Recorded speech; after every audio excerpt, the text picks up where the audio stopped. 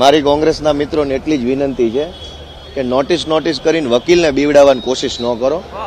ગુજરાતમાં બે જગ્યાએ વિધાનસભાની પેટા ચૂંટણીનું આયોજન જે છે તે કરવામાં આવ્યું હતું. એક વિસાવદર અને બીજું છે કડી.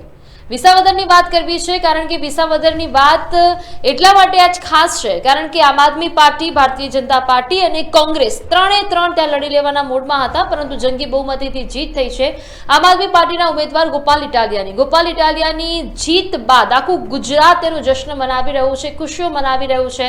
દરેકની અંદર હરખની હેરી છે. સુરતમાં તેઓ ગયા, કતારગામ ગયા, નાના વરાછા, મોટા વરાછા ત્યાં ગયા.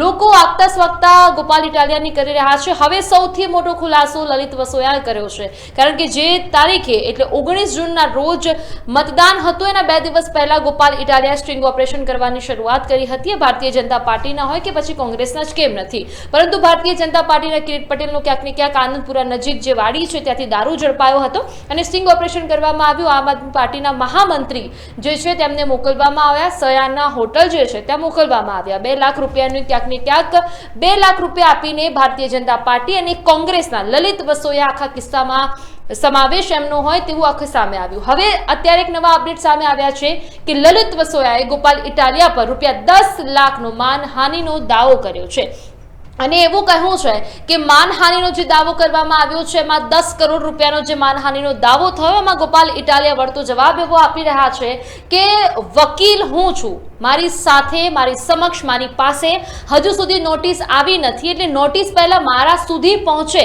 તો હું આગળની કોઈ કાર્યવાહી કરું. મારા પાસે નોટિસ આવી નથી એટલે હું એ નોટિસને અત્યારે ધ્યાનમાં લેતો નથી. અને સાથે ગોપાલ ઇટાલિયાએ એવું પણ કહ્યું છે કે વકીલને ન શીખવાડો, વકીલને ન બીવડાવો કે નોટિસ શું હોય છે અને વકીલને નોટિસ ન આપો કારણ કે નોટિસ આપવાનું કામ વકીલોનું હોય છે. સાથે લોકોને એવું પણ પૂછ્યું કે હવે તમારો વળતો જવાબ શું હશે, ત્યારે ગોપાલ ઇટાલિયાએ એવું કહ્યું છે કે હવે એમની પાસે, કોંગ્રેસ પાસે કઈ ધંધો રોજગાર રહ્યો નથી કારણ કે કોંગ્રેસના જે પ્રદેશ પ્રમુખ છે, હવે તો પ્રદેશ પ્રમુખ ન કહી શકાય, ગુજરાતના પૂર્વ પ્રદેશ પ્રમુખ એવા શક્તિસિંહ ગોહિલે રાજીનામું આપ્યું છે. એટલે હવે કોંગ્રેસ ક્યાંક ને ક્યાંક લથડતી જતી સ્થિતિમાં હોય તેવું લાગી રહ્યું છે. એટલે એમને આડકતરી રીતે એવું કહ્યું છે કે કોંગ્રેસ પાસે હવે કઈ કામ ધંધો નથી, એટલે કોંગ્રેસ આવા અખતરા, આવા નખરા કરી રહી છે એવું ગોપાલ ઇટાલિયાએ કહ્યું છે. શું કહ્યું છે ગોપાલ ઇટાલિયાએ આપણે સાંભળી લઈએ. પોતે એક વકીલ છું.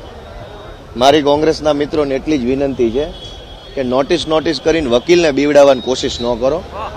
એ અમારું કામ છે નોટિસ આપવી. એટલે બધા પોતપોતાની જવાબદારી નિભાવે. મને નોટિસ હાથમાં આવશે ત્યારે હું વાંચીને પછી નોટિસ તો હાથમાં આવવા દો. હજુ નોટિસ જ મળી નથી.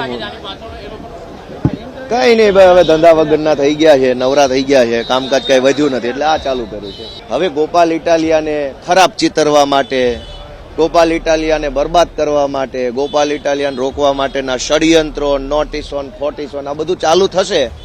પણ ગોપાલ ઇટાલિયા પહેલાય ડરતો નહોતો, તો હવે તો જનતાએ મને જવાબદારી સોંપી છે, હવે તો કોઈ પ્રશ્ન જ નથી.